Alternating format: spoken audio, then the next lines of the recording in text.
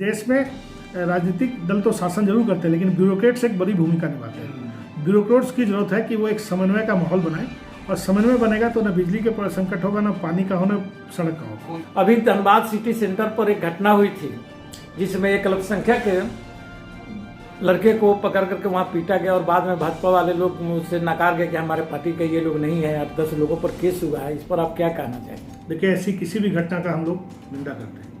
कोई भी ऐसी घटना नहीं होनी चाहिए किसी भी सामने, वो किसी भी पार्टी का हो, किसी भी भाषा का हो, किसी धर्म का हो, किसी संप्रदाय का हो। इस तरह की चीज़ों की कोई भी सहयोग नहीं कर सकता है, और अगर किन लोगों ने किया है तो कानून को अपना काम करने देना चाहिए। जिला चैम्बर ऑफ कॉमर्स के पूर्व अध्यक्ष एवं वर्तमान में संरक्षक रूप में कार्य कर रहे राजीव शर्मा जी से आज हम धनबाद के बारे में बात कर रहे हैं। यहाँ के नागरिकों के यहाँ की समस्याओं के बारे में हम लोग जानना चाह रहे हैं। तब तो राजीव शर्मा साहब, आज धनबाद में बिजली, पानी और सड़क की समस्या दिन प्रतिदिन बढ़ते जा रहा है।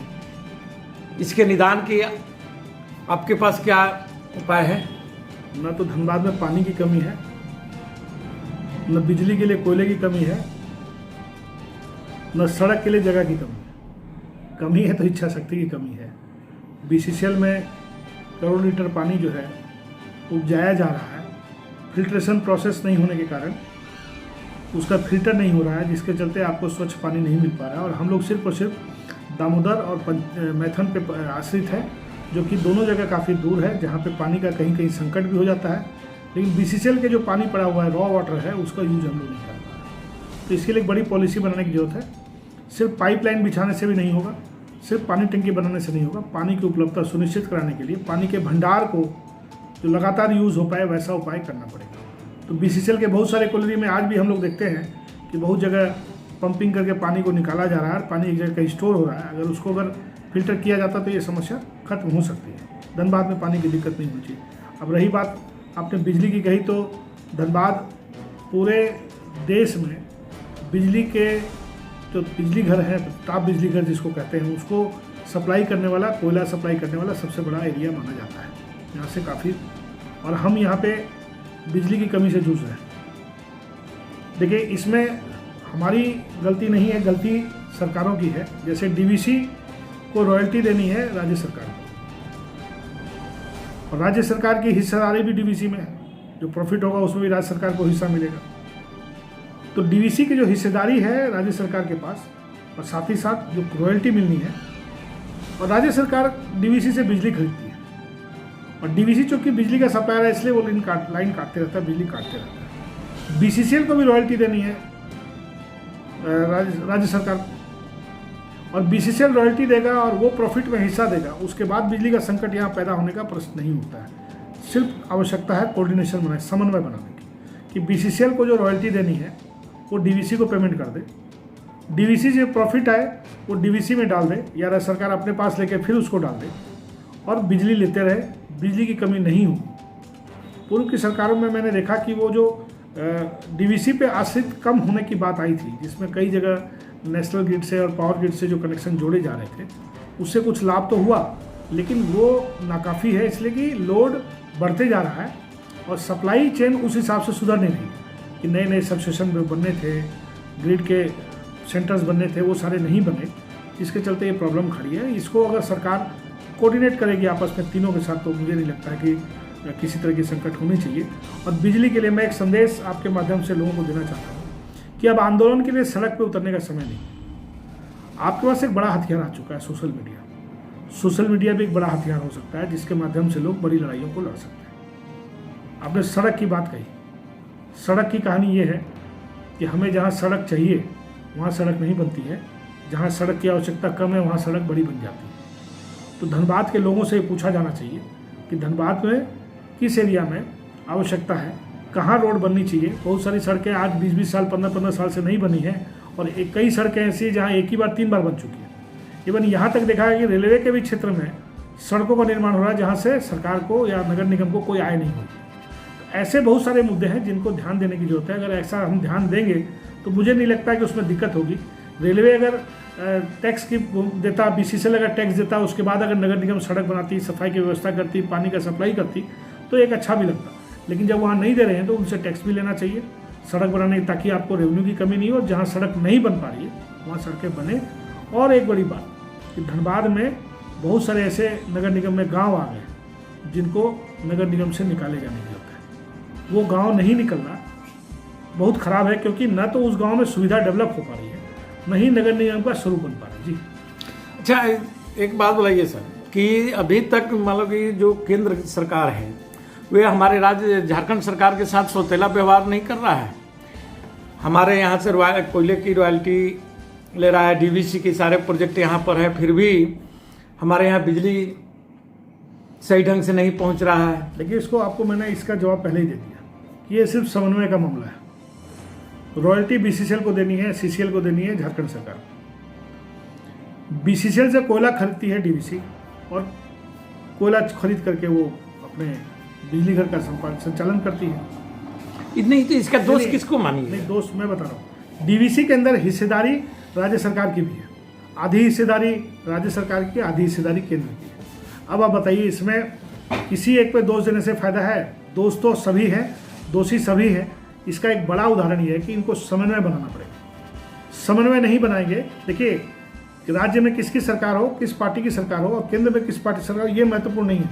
महत्वपूर्ण है कि सरकारें आपस में समन्वय से काम करें। हम लोग तो बहुत छोटी जगह पे बैठे हुए हैं, लेकिन बात यही है, अगर समन्वय से काम करेंगे तो मुझे नहीं लगता है कि किसी को भी इसमें परेशानी होगी या परेशानी होनी चाहिए। लेकिन ये अभी जो आप देखे होंगे कि जब झारखंड सरकार शिबू सोरेन का सरकार बना था, उसमें बिजली की एक बहुत बड़ी समस्या आई थी। मैं डीवीसी झारखंड सरकार को बिजली रोक दिया था, बोला कि पहले आप पेमेंट करिए उसके बाद हम देंगे, जबकि उसके पूर्व में भाजपा कहीं के यहाँ पर झारखंड में सरकार थी। तो ऐसा क्यों हुआ था? ये तो रघुवर जी के समय भी यही हाल हुआ था। उसी बारे में बतला रहे मैं वही कह रहा हूँ, रघुवर जी की सरकार जब थी तब भी ऐसा ही हुआ, हेमंत जी की सरकार है तब भी ऐसा ही हुआ। तो यही कहा जाता है ना। देखिए, इस देश में राजनीतिक दल तो शासन जरूर करते हैं, लेकिन ब्यूरोक्रेट्स एक बड़ी भूमिका निभाते हैं। ब्यूरोक्रेट्स की जरूरत है कि वो एक समन्वय का माहौल बनाए, और समन्वय बनेगा तो न बिजली के संकट होगा, न पानी का हो, न सड़क का होगा। कोई भी सरकार रहेगी उसका आउटपुट जो है निकलते हैं। यहाँ की राजनीतिक दृश्य पर क्या राय है? यहाँ की जनता जो है, देखिए कॉस्मोपॉलिटन शहर है, पूरे देश के विभिन्न राज्यों के लोग। झारखंड में सिर्फ ऐसे 2 ही 3 जिले होंगे जहाँ पे पूरे देश के लोग मिलेंगे। एक है धनबाद, एक बोकारो, एक है जमशेदपुर, जहाँ पूरे देश के हम बोलता 30 जो लोकसभा है राज्य हैं उनमें, और केंद्र शासित प्रदेशों के लोग यहाँ मिलेंगे। और ये अपने आप में एक बड़ा अनूठा उदाहरण है धनबाद के लिए कि धनबाद एक ऐसा क्षेत्र है जहाँ विकास की भरपूर संभावना है, और उन संभावनाओं को तरीके से टटोलने की जरूरत है। औद्योगिक क्षेत्र के रूप में निरसा और सिंधी जैसा क्षेत्र है जहाँ पे बहुत सारे औद्योगिक संभावना है। वैसे ही धनबाद रहने के मामले में काफ़ी शांत और काफ़ी अच्छा शहर माना जाता है, जहाँ सारी सुविधाएं उपलब्ध हैं। जैसे बाहर से आने वाले लोगों के लिए मॉल से लेकर के क्लब कल्चर से लेकर के अच्छे स्कूल से सारी सुविधाएं यहाँ उपलब्ध हैं। इसमें लेकिन और सुधार की आवश्यकता है, जो शहर को एक बड़ा रूप दे, एक महानगर का रूप दे। जी सर, ये जो गया पुल के बारे में जो बहुत दिन से ये समस्या चल रहा है, उस पर आप क्या कहना चाहेंगे?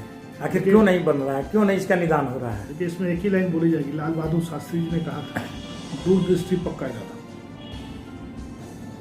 तो दूरदृष्टि है नहीं, पक्का इरादा भी नहीं, तो कैसे गया पुल का चौड़ीकरण होगा? रेलवे 24 घंटे में वैसे कई ऐसे जगह हम लोगों ने देखा है या 24 घंटे का लॉक लेती है और चौड़ीकरण कर देती है या उस रास्ते को डेवलप कर देती है। लेकिन चूंकि हम लोग का पक्का इरादा नहीं है और सोच भी नहीं बन पा रही है, जिसके चलते प्रॉब्लम हो रही है। इसीलिए ये डीपीआर चल रहा है, कभी इस विभाग से उस विभाग से इस विभाग का मामला चल रहा है। लेकिन ये अभी मान लीजिए कि जो अभी रास्ता जो बनाया जा रहा है, जो दक्षिण छोर का जो रास्ता बनाया जा रहा है, इसका तेजी से काम भी चल रहा है। अगर इस रास्ते को ही यदि और डेवलप करके और इसका कोई निदान निकाल दिया जाता है, जो गया पुल पर या ओवर ब्रिज के पास में जो जाम लगा रहता है, इसका निदान के कोई सुझाव? देखिए, थोड़ा पीछे लेके जाएंगे आपको। धनबाद स्टेशन, साउथ स्टेशन बनाने की जो मांग थी, बहुत पुरानी मांग रही है।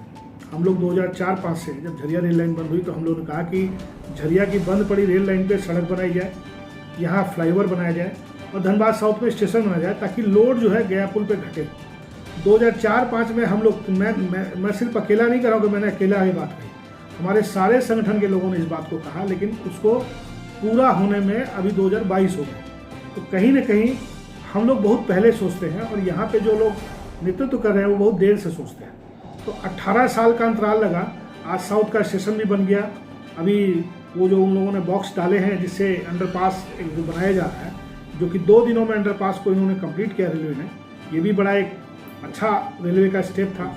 उसी तरीके से आने वाले समय में इस एरिया में, जैसे उस एरिया की तरफ में parking slots, bus stand, city bus के लिए टेम्पो स्टैंड, इस तरह की सुविधाएं अगर बहाल होंगी तो ये एरिया बहुत अच्छा डेवलप कर जाएगा। साथ ही साथ जोड़ा फाटक रोड से एक रेल लाइन की भी आवश्यकता यहाँ बनाने की है।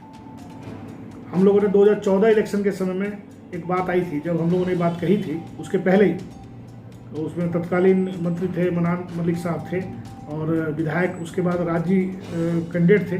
उसमें भी हम लोगों ने प्रश्न उठाया था कि धनबाद के विकास के लिए बहुत ज़रूरी जो चीज़ है वो ये है कि गया पुल का जो बॉटल नेक है उसको ख़त्म किया जाए, लेकिन बॉटल नेक ख़त्म करने के लिए 3 महीना 6 महीना अगर रास्ते को बंद करेंगे तो नहीं चलेगा। उसके पहले धनबाद में 2-3 फ्लाईओवर बनाए जाए और फ्लाईओवर बना के अगर काम करेंगे तो इसका रास्ता निकलता है। तो झरिया की जो बंद पड़ी रेल लाइन है वहाँ से फ्लाईओवर बनाने की बात हुई थी, जिसका शिलान्यास भी तत्कालीन मंत्री मनान मलिक साहब ने किया था और इस विषय पे उसके बाद काम नहीं हुआ और वो वासेपुर के फ्लाईओवर में मामला उलझ गया और आज तक वो मामला पेंडिंग पड़ा हुआ है और पता नहीं कभी बनेगा, जब भी समय लगे। क्योंकि सरकारी कामों में लोगों की सहभागिता नहीं होने के कारण कुछ लोग जो निर्णय लेते हैं, जो हमारी आवश्यकता है या नहीं है, उसके ऊपर आगे बढ़ के निर्णय लेते हैं, जिसका नुकसान होता है। आपका एक प्रश्न और ये था कि क्या गया पुल के ऊपर में लोड घटेगा? निश्चित रूप से घटेगा, लेकिन प्रशासन को निर्णय लेना पड़ेगा, रेलवे के साथ कोऑर्डिनेशन बनाना पड़ेगा कि इस तरफ में पार्किंग स्लॉट भी बने, इस तरफ स्टैंड भी बने, इस तरफ में सारी सुविधाएं बने, व्यापारियों के लिए व्यापार करने का स्थल भी डेवलप हो, रेलवे को उससे आय भी बढ़े और साथ साथ इधर के लोगों को सुविधाएं बढ़े, तभी धनबाद साउथ का एक तरह से विकास होगा। अभी धनबाद का विकास का जो टोटल लाइन है वो धनबाद नॉर्थ है। आप धनबाद के विकास को अगर देखेंगे तो धनबाद गया पुल के उधर का विकास और गया पुल के इधर, ये यहाँ से लेके कतरास तक अगर देख लीजिए, आपको लगेगा कि हम दूसरी ही दुनिया में रहते हैं। जी, धनबाद का ये जो यहाँ पर जो 2000 के बाद से भाजपा का ही सरकार बनी है और यहाँ से सांसद भी भाजपा का ही 3-4 बार रहे, विधायक भी अभी मौजूदा विधायक भी है, फिर भी धनबाद की ये दयनीय हालत क्यों है? देखिए, इसको ऐसे समझना पड़ेगा। हम लोग की दिक्कत ये हो रखी है कि हम लोग सांसद और विधायक के काम को नहीं समझ पा रहे। हम लोग सांसद से नाली बनवाने की बात करते हैं, हम लोग सांसद से गली की सड़क बनवाने की बात करते हैं। सांसद विधायक इनका जो रोल है वो ये है कि योजनाओं को पारित करवाना और इम्प्लीमेंट करने की जिम्मेदारी स्थानीय प्रशासन की होती है। जो भी पदाधिकारी धनबाद में चार्ज लेकर के आते हैं उनकी जिम्मेदारी होती है विकास के कामों के लिए। डीडीसी हैं, ग्रामीण क्षेत्रों में, शहरी क्षेत्रों में विकास के डिप्टी कमिश्नर्स उसको देखते हैं। तो ऐसे करके योजनाओं को क्रियान्वयन की जिम्मेदारी जो प्रशासनिक कार्य लोगों की होती है, राजनीतिक लोग उस पर नज़र रखते हैं। लेकिन हालात ऐसे रहे हैं धनबाद के अंदर कि आपस में ही जो है कोऑर्डिनेशन नहीं होने के कारण ये हालात पैदा हुए कि धनबाद जहां एक और गया पुल पे बॉटल नेक को दूर करने के लिए झरिया रेल लाइन पे पुल बनाने की बात हुई थी। एक वर्तमान में एक उपायुक्त महोदय थे अजय कुमार सिंह जी, उनके समय में, तो उसका दूसरे डीसी आ गया, दूसरा समय जब नगर निगम का आया तो वासेपुर पे फ्लाईओवर बनाने की बात हो गई। तो कहीं ना कहीं हम लोग पास अगले 50 सालों की प्लानिंग नहीं है। अब शहर की प्लानिंग जो होती है ना वो नगर निगम करता है। 2006 में जब से नगर निगम बना और 2006 से लेकर 2021 तक नगर निगम ने सिर्फ और सिर्फ डीपीआर खेला है। नगर निगम के अंदर में काम नहीं हुआ है और जो काम हुए हैं वो ऐसे काम नहीं हुए हैं जो कि साइंटिफिक तरीके से सही कहे जाए। कुछ सड़कों के चौड़ीकरण हुए, एक अच्छा कार्य हुआ है 8 लेन सड़क बनना जो एक धनबाद को एक लकीर खींचेगा। लेकिन साथ ही साथ क्या ये नहीं सोचा जाना चाहिए कि शहर के अंदर के बोटलनेक को ख़त्म करने के लिए 3-4 फ्लाईओवर बनाते, जिससे कि धनबाद का जो ट्रैफिक है वो कंट्रोल रहता और धनबाद विकास इधर करेगा, उससे एक रास्ता खुलता है। क्योंकि धनबाद की आप गौर कर लीजिए, धनबाद नगर निगम की 90% आबादी जो है वो गया पुल के इधर रहती है, 10% आबादी उधर रहती है और विकास के जितने काम हो रहे हैं वो सारे 10% के क्षेत्र में दिख रहे हैं। तो ये सोचना पड़ेगा कि हमें विकास करना किधर है, जाना किधर है, इसके तरीके क्या होंगे। अच्छा सर, आप राजनीति सामाजिक कार्यों के अलावा राजनीति से भी भाजपा से जुड़े हुए हैं।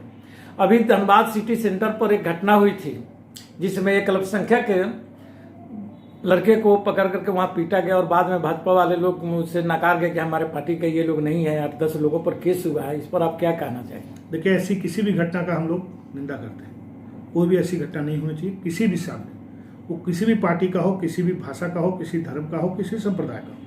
इस तरह की चीज़ों की कोई भी सहयोग नहीं कर सकता है। और अगर किन लोगों ने किया है तो कानून को अपना काम करने देना चाहिए।